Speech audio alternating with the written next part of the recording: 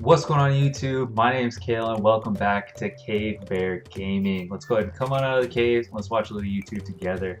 Today we're going to be talking about Ittle Dew 2 Plus. That is a $30 game for the Nintendo Switch and it has been a blast. So I'm just going to go ahead and tell you that my rating for it is 8 out of 10 and I do recommend you picking up this game. I tell you that because if that's all you really wanted to hear, then you don't even have to watch the rest of this video. But if you want to and you want to know why I recommend it, stick around and let's get into the review.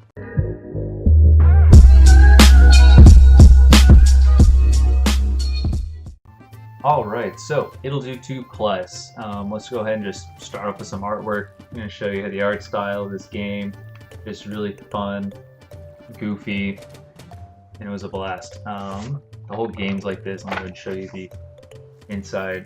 Oop, there you go. Inside cover artwork. And then, yeah. So the game's just based on an island that you crash on, and you are learning about its existence. And the story is just like what's kind of happened to the island, and you just kind of tune in with that.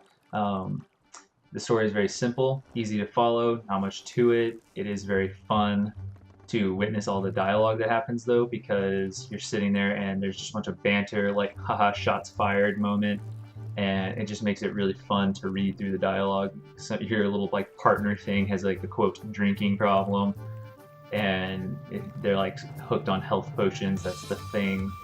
And so, really funny. Game is driven by puzzles, like some other games we know. But some of them are super difficult. Some of them took me 10 to 20 minutes to solve just because I refused to like look them up and I wanted to figure out how to do it myself. That's also why the game took me so stinking long to play through. It took me 12 hours roughly. Whenever like someone's completed in under 30 minutes, it actually tells you in the main menu. There's a like world records button that you can click and it'll show you that the fastest completion sub 30 minutes. But yeah, the combat of this game is very simple yet pretty fun to do. There are only 4 buttons because you only get 4 little weapons. You get like your melee weapon that you start with, which is kind of a stick but upgrades into like a shotgun little rocket launcher thingamajig. You have to play the game to understand. But yeah, and then there's also like a force wand, there's an ice block, and you also get like dynamite to play with. Really great, really easy. Once you kind of figure out what you need to use, it makes it really simple. There's a slight learning curve to the combat because like I feel like the rolling is such a vital part.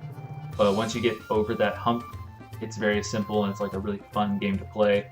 And I don't mean simple as in you just kind of cakewalk through, because I find myself dying so much even after figuring out kind of how to fight, because there's just the sheer amount of enemies in this game.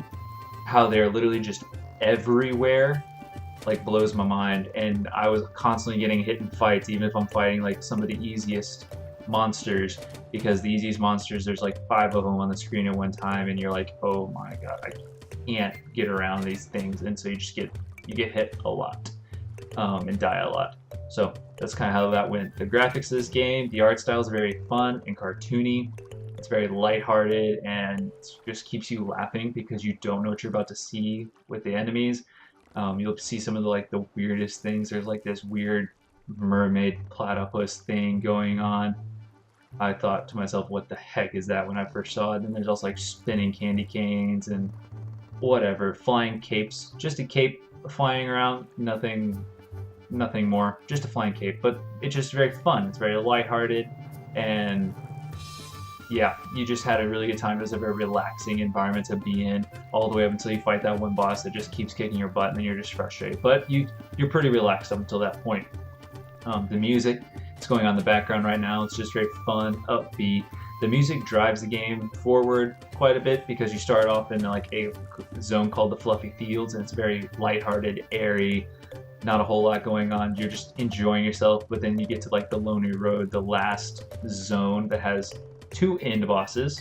Interesting fun fact, you technically can beat the game on 1, but there's a second end boss that you hear about very early in the game, so whatever, if that was a spoiler to you, the game's been out for a while, so get over it. But like I said, the music in that final zone, the Lonely Road, is like super intense. A lot of stuff could happen and go wrong, and yeah, all that stuff. Anyway, the music is great. I liked it. It kept me engaged and like focused on the game because I could tell, oh, I'm getting closer to the end because the music's getting more intense. and so it just like moved the game forward for me. So there's that. That's my review for it. I told y'all earlier, for a price point of $30, I think this game's highly worth it. You'll get a lot of play out of it, and you find yourself addicted to it. You can become one of those people that freaking beats the game in sub 30 minutes. I will never try to do that. With that, let's go ahead and just go on back to our caves and get back to gaming. So I'll see y'all later. Until next time, like, comment, subscribe, whatever, all the YouTube jargon. And yeah, hope to see you next time. Peace. Late.